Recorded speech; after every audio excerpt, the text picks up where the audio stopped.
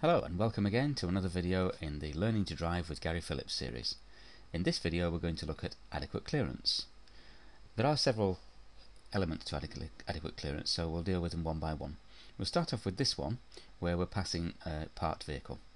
So when you come to pass a parked vehicle, you would use the routine as normal MSM, but it wouldn't normally give a signal, and take your position nice and early so you're not coming right up behind the vehicle before you move out. So we're giving space on approach in the first place. Then, as we're coming alongside the vehicle, we need to make sure that we've got a door's length distance from our near side, and if you measure that from the end of your mirror, because the mirror does stick out a little bit more than the bodywork, then you definitely got a door's length distance from the edge of the mirror out about a metre. And that should compensate for if anybody opens a door on you, then you wouldn't drive straight into it, you would have a bit of safety space there. So if we can give a door's length, that's what we'll do, and if it's safe we can continue at the speed limit for the road that we're on. With this situation we've not got as much space. We've still got enough room to get through, but there isn't as much space, so what do? We slow down. Less space, less speed, so that if the door opened we could stop safely. We wouldn't be going too fast to be able to deal with that, or if somebody walked out in front of that van we would again be able to deal with that safely. So the less space, the less speed. Another situation where we need to give adequate clearance is when we're following vehicles. So we've got a truck or a bus in front of us, we're following that, and if we're as close as this demonstrates, then we're not really going to be able to see past that truck or bus. So to give us more space we drop back until we could see beyond the truck or bus on the left or the right, and maybe even underneath. You can sometimes see through underneath the wheels and see what's happening ahead, and that will give you more time to respond to what might be happening ahead. You're not just going to rely on whatever the vehicle in front does.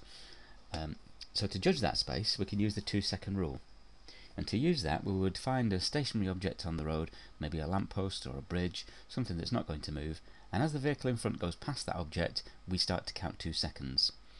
If we reach that object before we've finished counting 2 seconds, then we're too close. And a good way to judge that 2 seconds is to say only a fool breaks the 2-second rule, because it takes about 2 seconds to say that. So if we've got the bridge there, as the bus goes underneath it, we start to count from back here, only a fool breaks the 2-second rule, and we should reach it after we've finished saying that phrase. If we get to the bridge and we're still saying the phrase, then we're too close. So we'd open the gap until we could do it before we reach that object. If it's raining or the conditions aren't very good, then you would double that amount. So instead of 2 seconds it'll be 4 seconds. So you could say the phrase only a fool breaks the 2-second rule twice, and then you will know you got 4 seconds gap. The other situation is in stationary traffic, where we need enough space when we pull up behind something so that we could escape around it in case they broke down, or if somebody was to bump us from behind, it's not going to throw us straight into the vehicle in front.